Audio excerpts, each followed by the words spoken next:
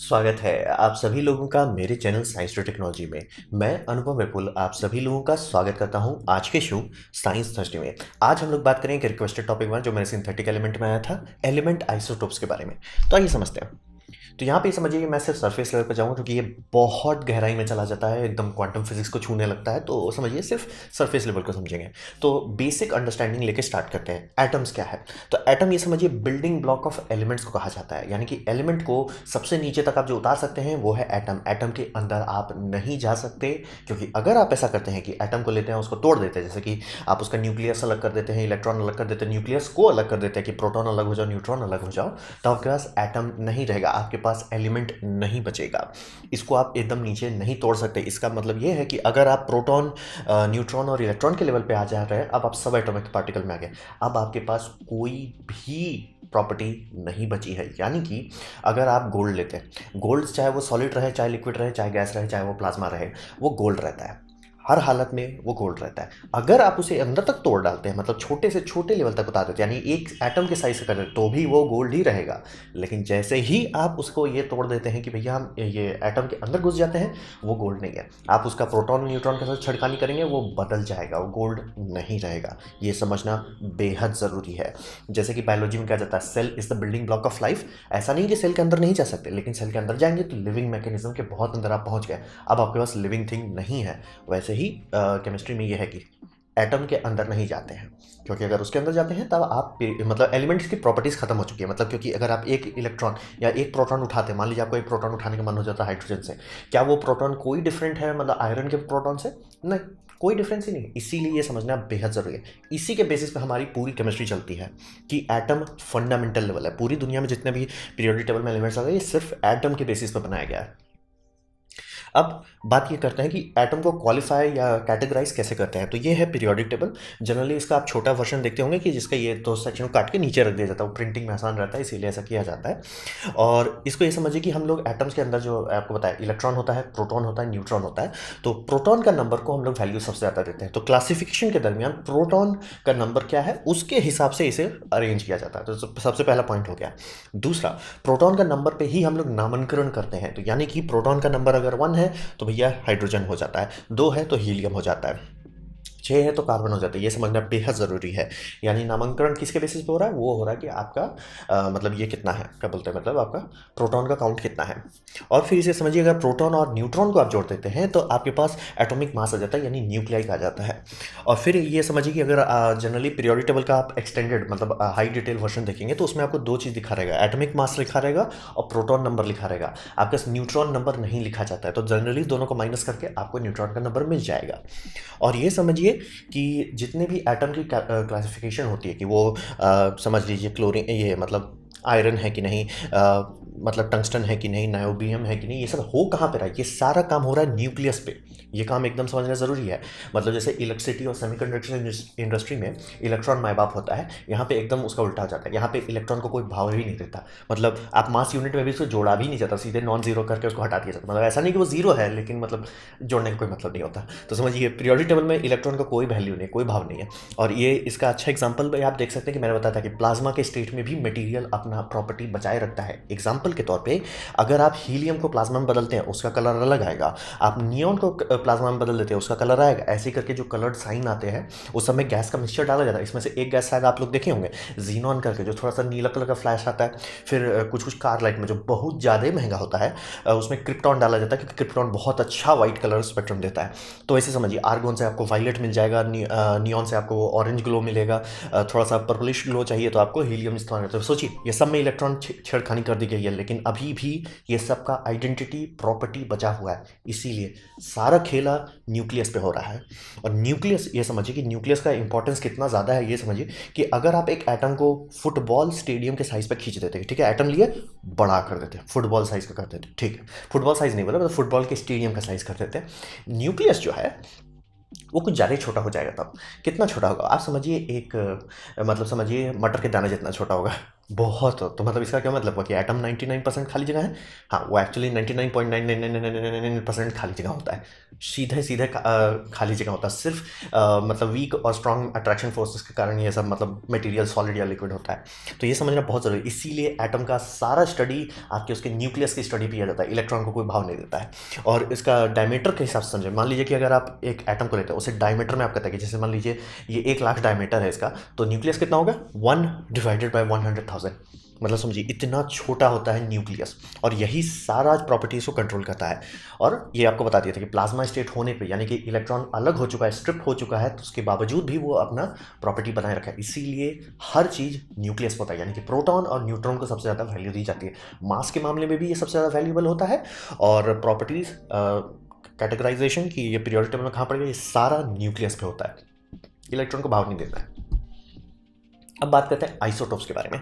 Isotope को ये समझिए कि चूंकि हम लोगों ने नामांकन किया है, तो नामांकन के हिसाब में कई सारे और वेराइटीज आने लगे। जब जिस टाइम पीरियोडिक टेबल बनाएंगे था, हम लोग के पास पहली बात पूरा पीरियोडिक टेबल था नहीं, दूसरा आइसोटोप्स का अंडरस्टैंडिंग तो था ही नहीं, तो बहुत सारा गैप्स आ गया। तो उस गैप्स को फिल करने के लिए हम लोगों ने एक लॉजिक बनाया जिसे कहते हैं आइसोटोप्स। तो लॉजिक ये था कि अगर प्रोटॉन का काउंट जो है सेम हो जाता है, जैसे कि आपका हाइड्रोजन का प्रोटॉन काउंट 1 है, फिर दूसरा है उसमें भी 1 है, तो उसे नया एलिमेंट ना गिन के, मतलब मान लीजिए अगर उसका न्यूट्रॉन का काउंट अलग है, उसे नया एलिमेंट ना गिन के उसे आइसोटोप की कैटेगरी में डाल दिया जाएगा। भले इसका बिहेवियर एकदम अलग हो, भले इसका हाफ लाइफ अलग हो, भले इसका हर चीज़ अलग हो, उसके बावजूद भी हम लोग ऐसा नहीं करेंगे कि इसे नया एलिमेंट के तौर पर गिनेंगे। हम लोग इसे आइसोटोप का कैटेगरी में डाल देंगे, तभी थोड़ा सा पीरियोडिक टेबल मैनेजमेंट करना आसान हो जाता है।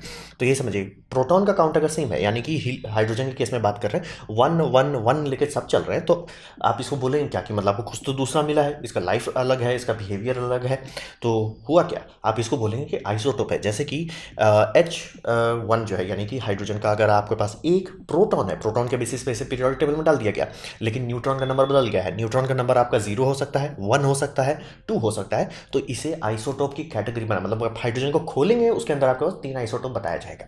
तो बात बनता है कि पीरियोडिक टेबल में कौन से आइसोटोप रहते हैं जनरली, मतलब अगर हर एलिमेंट में आइसोटोप्स निकल सकते हैं, तो पीरियोडिक टेबल में कौन सा आइसोटोप डाला जाता है? पीरियोडिक टेबल में वही आइसोटोप डाला जाता है जो अबंडेंट और लॉन्ग लिविंग दोनों हो, यानी कि खोदेंगे, जैसे मान लीजिए कार्बन है, C12 या C16 या क्या है, वो उसी पे डिपेंड करता है कि आपको खोजने पर नॉर्मली क्या मिलता है। मतलब कि मान लीजिए बहुत सारे रेयर आइसोटोप्स होते हैं जो टिकता ही नहीं, कुछ कुछ मिली सेकेंड आइसोटोप्स के होते हैं, वो तो आपको मिलेगा ही नहीं ना खोदने पे, तो ऑब्वियसली उसको भाव नहीं दिया जाएगा। तो वही देखिए कि जो आप नॉर्मली खोजें, जैसे आप नॉर्मली कार्बन खोजें, कौन सा कार्बन का आपको आइसोटोप मिल रहा है, उस आइसोटोप को डिफॉल्ट माना जाएगा। तो वैसे ही ये समझिए। और इसी कारण से एक समझना ज़रूरी होती है कि आयु, यानी कि एटम कितना लंबे समय तक टिका रहेगा अपने दम पे, वो डिपेंड करता है कि वो कितना स्टेबल है। जैसे कि हाइड्रोजन स्टेबल है, लेकिन टेक्निकली उतना स्टेबल नहीं, क्योंकि इसका चार्ज थोड़ा ज़्यादा है, इसीलिए कभी आपको हाइड्रोजन खुला नहीं मिलेगा, हमेशा H2 मिलेगा। तो आप प्रोटियम का बारे में बात करें, यानी हाइड्रोजन का जो डिफॉल्ट स्टेट होता है, वो जनरली आपको एज ए कंपाउंड के तौर पे मिलेगा H2। फिर ड्यूटेरियम हम लोग खोजते हैं, मतलब असंभव नहीं मिलता है, लेकिन ड्यूटेरियम है और ट्रिटियम है, इसे घड़ी में लगाया जाता है क्योंकि ये ग्लो इन द डार्क बहुत अच्छा करता है। मतलब एक्चुअली ये एनर्जी डंप कर रहा है बेसिकली, और उस एनर्जी को एक फॉस्फोरस लेयर से भिड़ा के उससे मतलब फोटोन का इमिशंस किया जाता है विजुअल स्पेक्ट्रम में। तो ये मतलब ग्लो इन द डार्क आपका 10-15 साल तक चलता रहता है। तो यही समझिए कि आप लोग का जो ये मास यूनिट है वो चेंज हो रहा है, एटम का वजन चेंज हो रहा है, लेकिन एटम की प्रॉपर्टीज उसका इसी पे है, प्रोटॉन बेस पे है, और प्रोटॉन चेंज नहीं हो रहा है। आप एक प्रोटॉन को लेकर उसके अंदर घुस जा रहे हैं बस। मतलब आप कार्बन के तौर पे एग्जांपल लें तो C12 होगा, C13 होगा, C14 होगा, तो आप पीरियोडिक टेबल में जो लिखा होगा वो होगा C12। क्यों? क्योंकि C12 सबसे कॉमन है, मतलब आप नॉर्मली कहेंगे ये है कार्बन, ये कौन सा कार्बन होगा? C12 होगा। क्यों? क्योंकि यही पीरियोडिक टेबल में। तो इसके बाकी सारे वेराइटीज़ में सिर्फ न्यूट्रॉन का नंबर कम या ज़्यादा हुआ है, यानी कि एक एक्स्ट्रा न्यूट्रॉन है, 2 एक्स्ट्रा न्यूट्रॉन है, कुछ कुछ केसेस में कुछ ज़्यादा ही एक्स्ट्रा न्यूट्रॉन है। तो वो सब समझना बेहद ज़रूरी होता है। और जो भी अनस्टेबल फॉर्मेशन होता है जनरली, वही उसकी ही लाइफ सबसे शॉर्ट होती है। अनस्टेबल है इसीलिए उसका शॉर्ट लाइफ स्पैन होता है। तो वो करता क्या है? वो करता यह है कि रेडियो एक्टिव बन जाता है, यानी वो अपना एनर्जी को डंप करने लगता है कि भैया हम इस एनर्जी को नहीं मैनेज कर सकते, क्योंकि है क्या, एटम मॉलिक्यूल से ये सब है क्या, ये एनर्जी का सॉलिड फॉर्म है। तो ये अगर अनस्टेबल फॉर्म है, ये like I can't manage this, like वो स्टेबल नहीं है, मैनेज नहीं कर पा रहा है, वो एनर्जी डंप करना चाहता है। तो वो डंप करेगा, किस फॉर्मेट करेगा? उसका फॉर्मेट को हम लोग कहते हैं रेडिएशन। तो ही समझिए। और ये आइसोटोप का एक और चीज़ समझना था, आइसोटोप से ही लाइफ स्पैन डिपेंड करता है। मतलब अगर आप कहेंगे कि कार्बन कार्बन को हम लोग कहते हैं स्टेबल आइसोटोप, यानी कि ऐसा नहीं है कि वो कभी चेंज नहीं होगा, लेकिन उसका इतना लंबा जीरो आ जाएगा उसके नंबर में कि उसको गिनने का कोई मतलब नहीं बनता है। तो जनरली जिसको हम लोग गिन सकते हैं कि जैसे 5,000 साल हो गया, 10,000 साल हो गया, तो उसे बोला जाता है कि भैया इसमें आइसोटोप मतलब इसका शॉर्ट लाइफ है। लेकिन अगर गिन ही नहीं सकते कि हिसाब आ रहा है कि 10⁻37 जीरोस, जैसे हाइड्रोजन के केस में कहा जाता है, तो उसको कोई गिनेगा नहीं, इसीलिए उसको कहा जाता है स्टेबल है। ठीक है, उसको गिनना नहीं है, वो स्टेबल है। लेकिन वहीं पे अगर आप बात करते हैं कार्बन के केसेस में, कुछ कुछ वेराइटीज़ में आपको जैसे C14 जिसके बेसिस पर हम लोग कार्बन डेटिंग करते हैं, वो 5,700 साल जीता है, जो कि वो सुनने में काफ़ी लग रहा है, लेकिन उतना नहीं है, क्योंकि C12 के कंपेयर में देखें तो C12 स्टेबल है, यानी कि उसको कोई फर्क ही नहीं पड़ने वाला। मतलब एक तारा बने, तारा तबाह हो जाए, तब भी C12 जो का त्यों रहेगा, जबकि उस दरमियान C14 आएगा चला जाएगा। तो यही समझना ज़रूरी होता है कि लाइफ, आयु डायरेक्टली डिपेंड करता है वो कितना स्टेबल है, और वो डिपेंड करता है कि अगर वो अनस्टेबल है तो कितनी जल्दी वो एनर्जी डंप कर रहा है। और वही समझिए हाइड्रोजन के केस में भी वही होगा कि हाइड्रोजन का जो नॉर्मल फॉर्मेट है, जो आपको हर जगह मिलता है, आप मतलब आप पानी को तोड़ के बनाते हैं, जनरली आपको मिलेगा प्रोटियम, यानी कि H1 और 1 1 आपको मिल रहा है, यानी उसमें एक प्रोटॉन है एक इलेक्ट्रॉन है, बम बम स्टेबल है, कोई टेंशन नहीं है। लेकिन अगर आप जाते हैं ड्यूटेरियम में, तो ड्यूटेरियम अलग तरह का बिहेवियर होता है, हाफ लाइफ छोटा हो जाता है। ड्यूटेरियम और ट्रिटियम दोनों का हाफ लाइफ अराउंड 12 साल तक ही जाता है। तो वही समझना, आइसोटोप के बेसिस पे उसका लाइफ डिफाइन किया जाता है कि कितना लंबा वो चलेगा। अनस्टेबल जितना होगा उतना छोटा लाइफ हो जाएगा। दूसरा, आपका प्रोटॉन का नंबर एग्जैक्टली सेम रहता है, लेकिन मास चेंज होता रहता है, क्योंकि न्यूट्रॉन में छेड़खानी होती है। और आयुष बहुत अलग अलग हो सकता है, मतलब कोई स्टेबल हो सकता है, कोई इतना अनस्टेबल हो सकता है कि मिली सेकंड माइक्रो सेकंड में खत्म हो जाता है। और ये चेंजेस जो हो रहा है, फिजिकली जो चेंजेस हो रहा है, उसका असर ये पड़ता है कि जनरली ये सब रेडिएशन के तौर पे अपनी एनर्जी को निकाल देते हैं। मतलब अनस्टेबल है, हम नहीं मैनेज कर पा रहे, एनर्जी को बाहर डंप कर दो, एटम से बाहर डंप कर दो, तो उस डंप करने के फॉर्मेट को हम लोग रेडिएशन कहते हैं। और इसीलिए आइसोटोप्स को न्यूक्लियर फिजिक्स के अंदर खासतौर पर पढ़ा जाता है। अब बात करते हैं हाफ लाइफ। हाफ लाइफ समझिए यही मैथमेटिकल आइडिया है कि हम लोग जो भी चीज़ का हाफ लाइफ गिन रहे हैं, उसका हिसाब ये बनता है नेचर थोड़ा अलग तरीके से बिहेव करता है। ऐसा नहीं हो रहा कि 10% वो निकाल रहा है, 10% निकाले जा रहा है। वो ये कहता है कि मान लीजिए आपका 100 लीटर था, तो पहला टाइम में, पहला हाफिंग में वो 50 लीटर, दूसरा हाफिंग में 12.5 हो जाएगा, तीसरा हाफिंग में 6 हो जाएगा, उसके हाफ में 3 हो जाएगा, उसके बाद 1.5 होगा। वो हाफ हाफ हाफ करके चलता है, इसीलिए उसे हाफ लाइफ कहा जाता है। और ये समझ लिए एकदम मैथमेटिकल नहीं होता है कि हमने बोल दिया हाफ तो एग्जैक्ट होगा, एवरेज निकाला जाता है। जैसे कि पीरियोडिक टेबल में एवरेज डाला जाता है कि ये सबसे कॉमन आइसोटोप है जो हमें मिलेगा, उसे पीरियोडिक टेबल में डालेंगे। यहाँ पे भी वही होता है कि हाफ लाइफ में जो एवरेज है कि 99% एटम्स इस तरह से बिहेव करते हैं, तो हम लोग डाल देते हैं। कुछ कुछ ये हो सकता है, जैसे कहते हैं ना मिसनोमर कह सकते हैं, या मतलब बाउंड्री केसेस, उसे नहीं गिना जाता है। मतलब क्योंकि अब आप जिस लेवल पे आ रहे हैं, क्वांटम फिजिक्स के लेवल पे, हर चीज़ नौटंकी करने लगता है। अब वहाँ पे सिर्फ प्रोबेबिलिटी का मैथमेटिक्स चलती है। अब ये समझिए अनस्टेबल आइसोटोप्स जो है वो एनर्जी डंप करता है, ये पहला चीज़ आपको समझना है। दूसरा, हिसाब कर क्या रहा है, मतलब एटम करने की कोशिश क्या है, एटम कोशिश कर रहा है कि जहाँ पे उसका प्रोटॉन और न्यूट्रॉन का नंबर बैलेंस हो जाए, ताकि वो स्टेबल हो जाए। मतलब अगर वो अनस्टेबल है, या तो ज़रूरत से ज़्यादा पॉजिटिव फोर्स है, या ज़रूरत से ज़्यादा न्यूट्रॉनिक फोर्स है, न्यूट्रॉन न्यूक्लियर अट्रैक्शन है, वो अनबैलेंस रहता है, वो स्थिर नहीं। स्थिर करने के लिए वो एनर्जी को बाहर निकाल रहा है, भैया बाहर निकल जाओ, हमको स्थिर होना है। स्थिर होना है क्या है? ऐसा समझिए कि जैसे पानी गर्म कर देते हैं, वो कोशिश क्या करता है, वो पानी रूम टेम्परेचर के बराबर आना है, लो एनर्जी स्टेट को पहुंचने के लिए। एटम के साथ भी वही होता है, और अगर एटम हाई एनर्जी स्टेट में है तो रेडिएशन से वो डंप कर देता है। तो इसका दो कैटेगरीज होते हैं एनर्जी को डंप करने का। पहला कैटेगरी होता है पार्टिकल डिले, पार्टिकल ही फेंक दे रहा है वो अंदर से, मतलब न्यूक्लियस से पार्टिकल निकाला जाएगा, फेंक दिया जाएगा, बस हटो बाहर निकलो। तो उसका सबसे ईजी एग्जाम्पल होता है अल्फा पार्टिकल, यानी अल्फा डीके जिसे कहा जाता है। इसमें 2 न्यूट्रॉन और 2 प्रोटॉन को उठा के फेंक दिया जाता है, बोले भग हम नहीं हैंडल कर सकते, निकालो निकालो। मतलब समझिए कि एक बड़ा एलिमेंट अगर आप लेते हैं, जैसे कि मान लीजिए आप यूरेनियम लेते हैं, उससे एक पूरा का पूरा हीलियम आयन निकल जा रहा है, मतलब हटाओ निकालो निकालो, नींद सीधे निकालो, हम नहीं हैंडल कर सकते। मतलब सीधे सीधे 2 न्यूट्रॉन और 2 प्रोटॉन को फेंक दिया जाता है। और इससे फ़र्क क्या पड़ता है, इससे पीरियोडिक टेबल में अगर आप देखना चाहिए कि कोई एलिमेंट का क्या होगा अगर वो 2 न्यूट्रॉन निकाल देता है, 2 प्रोटॉन निकाल देता है, मास में आप 4 माइनस कीजिए और प्रोटॉन्स के काउंट में 2 आइए, तो मतलब पीरियोडिक टेबल में कोई है उससे 2 स्टेप पहले आ जाइए, तो आपको मिल जाएगा कि एलिमेंट डंप करने के बाद, यानी कि अल्फा रेडिएशन देने के बाद क्या बनता है। इसे हीलियम आयन कहते हैं। जनरली वो हीलियम आयन स्टेबलाइज हो जाता है, क्योंकि इलेक्ट्रॉन भी रहता है, तो इलेक्ट्रॉन मतलब बाहर निकलने टाइम इलेक्ट्रॉन अनबैलेंस हो गया, क्योंकि आप कोर ही चेंज कर डाले, तो वो जो निकल रहा है वो चार्ज है पॉजिटिवली, यानी हीलियम आयन पॉजिटिवली चार्ज है। इलेक्ट्रॉन बाहर ऑलरेडी 2 फ्री हो गया है, वो उसको पकड़ के स्टेबल हो जाता है। मतलब सीधे समझिए कि एलिमेंट था, उससे हीलियम बाहर निकलने लगा और वो स्टेप हो रहा है, वो पीरियोडिक टेबल में 2 स्टेप करके नीचे चलते जा रहा है। ये हो गया अल्फा रेडिएशन। अब चूंकि ये बहुत हैवी पार्टिकल है, ये बहुत आसानी से स्टॉप किया जा सकता है, यानी कि अगर कागज़ के अंदर लपेट देते हैं, ये बाहर नहीं निकल सकता कागज़ के। फिर आते हैं इसका थोड़ा बड़ा भाई पे, बेटा डीके। बेटा डीके क्या होता है ना कि अनस्टेबल है, लेकिन बहुत ज़्यादा अनस्टेबल नहीं है, मतलब इतना अनस्टेबल नहीं कि पूरा का पूरा मतलब एक एटम बना के निकाल दे लेकिन ये इतना अनस्टेबल है कि न्यूट्रॉन जो है थोड़ा सा यार फील नहीं कर रहा है, उसको अच्छा नहीं लग रहा है, भाई प्रोटॉन कुछ ज़्यादा हो जा रहा है या थोड़ा समझ रहे हो, वो अच्छा से फील नहीं कर रहा है। तो उस केसेस में प्रोटॉन जो है थोड़ा चेंज हो सकता है। प्रोटॉन क्या हो सकता है कि वो न्यूट्रॉन में बदल सकता है। अब ले प्रोटॉन और न्यूट्रॉन में वो साइज चेंज कर दिया तो उसका आउटकम क्या होता है? आउटकम होता है कि वो एक इलेक्ट्रॉन को फायर करता है। अब यहाँ तिगड़म यह है कि बेटा पार्टिकल में इलेक्ट्रॉन नॉर्मल इलेक्ट्रॉन हो सकता है या पॉजिट्रॉन, यानी जो एंटी मैटर में आप सुनते हैं वो वाला हो सकता है, यानी इलेक्ट्रॉन का चार्ज पॉजिटिव या नेगेटिव दोनों हो सकता है। ले तेरी तो ये इलेक्ट्रॉन में पॉजिटिव और नेगेटिव वाला बात हो जाता है। इसी से हम लोग को पहली बार पता चला था कि एंटी मैटर होता है, क्योंकि इलेक्ट्रॉन में पहली बार देखे कि इलेक्ट्रॉन का चार्ज इन्वर्टेड हो सकता है। तो अगर मतलब आपका बेटा होता है कि एनर्जी डंप करना है, तो डंप करने का फॉर्मेट ये होता है कि भैया एक चीज़ को बैलेंस करो, न्यूट्रॉन को या प्रोटॉन में बदल डालो या प्रोटॉन को न्यूट्रॉन में बदल डालो। अगर वो बदलता है पॉजिटिव नेगेटिव डायरेक्शन, यानी जो निकल रहा है वो इलेक्ट्रॉन निकल रहा है, तो पी बढ़ जाता है, यानी आपका जो नंबर है जैसे मान लीजिए 6 है वो 7 में बदल जाएगा।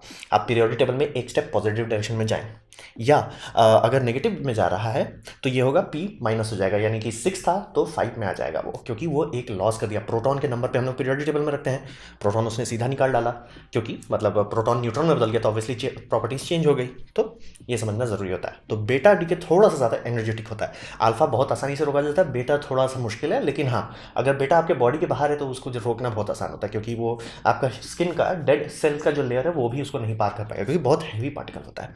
फिर ये सब हो गया दो सबसे बड़ा स्टेप, ये मतलब एटम्स जनरली पीरियोडिक टेबल में डांस करते हैं तो यही सबसे होता है। लेकिन एक छोटा सा थोड़ा तिकड़म वाला स्टेप है जिसे कहा जाता है एनर्जी रेडिएशन, यानी कि एटम अभी भी है और अभी भी वो अनस्टेबल, लेकिन इतना अनस्टेबल नहीं है कि प्रोटॉन को चेंज कर दे या न्यूट्रॉन को चेंज कर दे, लेकिन फिर भी वो बहुत हाई एनर्जी स्टेबल और नहीं स्टेबल है। क्या करेगा? वो फोटोन का इस्तेमाल करके एक बहुत हाई पल्स फोटोन रिलीज करेगा जो गामा स्पेक्ट्रम में होगा, और ऐसे करके वो अपना समझिए एक तौर से अपने आप को कूल डाउन कर रहा है कि नहीं नहीं मेरा एनर्जी कॉन्टेंट बहुत ज़्यादा है, मैं स्टेबलाइज कर रहा हूँ, equal to M C square, वो स्टेबल करते जाएगा अपने आप को धीरे धीरे। तो समझिए पहले के केस में ये होगा कि वो पूरा का पूरा हीलियम निकाल दे रहा है, फिर हीलियम निकालने के बाद होगा बेटा निकाल देता है, उसके बाद भी गर्म हो जाता है तो बोले भैया गामा रेडिएशन से ठंडा कर लो अपने आप को। तो ये 3 स्टेप्स होता है रेडिएशन का, और यही हाफ लाइफ को अफेक्ट करता है कि कितना स्पीड से ये सब निकल रहा है, उसी से डिपेंड करेगा कि कितना स्पीड से पीरियोडिक टेबल में कूदाई हो रहा है। तो ये हुआ हाफ लाइफ का लोचा। अब बात करते हैं डीके का। तो यहाँ पे समझिए एलिमेंट्स जो है समय के साथ चेंज हो जाता है, इसीलिए मैं बोल रहा हूँ हर चीज़ का डीके होता है, हर चीज़ में तिगड़म लगता है। तो एग्जांपल के तौर पे अगर आप यूरेनियम लेते हैं, जैसे कि यूरेनियम 235, अगर आप वो खूब बार मतलब कभी मूड हुआ एक काम करते हैं ना, हीलियम निकाल देते हैं अपने अंदर से, स्टेबल हो रहा है, अब वो थोरियम बन गया। थोरियम बोलता है ना एक काम करते हैं ना यार बेटा निकाल देते हैं, निकाल दिया, अभी भी स्टेबल नहीं हुआ, एक काम करते हैं फिर से हीलियम निकाल देते हैं, एक काम करते हैं फिर से बेटा निकालते हैं, फिर से अल्फा निकालते हैं, अल्फा निकालते हैं, अल्फा निकालते हैं, अल्फा निकालते हैं, फिर बेटा निकालते हैं, फिर अल्फा निकालते हैं, फिर एक बेटा निकालते हैं। अब वो उतर चुका है लेड 207, मतलब समझिए 235 से स्टार्ट हुआ था, वो अपने आप को हल्का करते करते करते 207 तक उतर गया।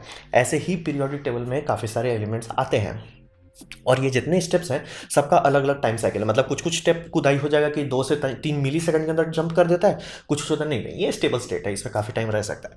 तो आप बोलेंगे कि भैया इसको कैसे समझें? यही होता है, जो लोग पढ़ते हैं एडवांस केमिस्ट्री को वो यही आपको बता सकते हैं कि एक्चुअली हो रहा कैसे है। क्योंकि अगर आप एग्जाम्पल देंगे चेरनोबिल टीवी शो जो आया था, उसमें एंड वाले स्टेप में सिर्फ यूरेनियम के बारे में बात नहीं हो रहा था, बहुत सारा चीज़ हो रहा है, यूरेनियम ये बनाता है, उससे जीनॉन बन जाता है, जीनॉन से पॉइजनिंग हो जाती है, उससे ये बन जाता है, ये सब कहाँ से हो रहा है? यही है वो चेन समझना बहुत ज़रूरी होते हैं। जो पीरियोडिक टेबल आप देखते हैं वो एकदम बेसिक है, वो एवरेज किया हुआ है, लेकिन अगर आप सीरियसली पीरियोडिक्स को समझना चाहते हैं तो आपको उसका बड़ा दादाजी को पढ़ना पड़ेगा, जिसे कहा जाता है एन जेड ग्राफ, जिसमें एक ग्राफ लिया जाएगा, और मतलब एन मतलब समझ लीजिए आपका न्यूट्रॉन्स का काउंट है, जेड प्रोटॉन का काउंट है, और ये दोनों को बैलेंस करके ड्रॉ किया जाता है। इसमें आपको खूब सारे और एलिमेंट्स कहना गलत होगा, उसमें समझिए हर एलिमेंट के आइसोटोप्स दिखेंगे, और इसका स्टडी करके लोगों को पता चलता है कि कौन चीज़ कहाँ से कहाँ कूद रहा है, मतलब वो इधर है ऐसे ऐसे टुक टुक टुक करके नीचे उतरेगा, जैसे कि यूरेनियम उतर जाता है लेड तक।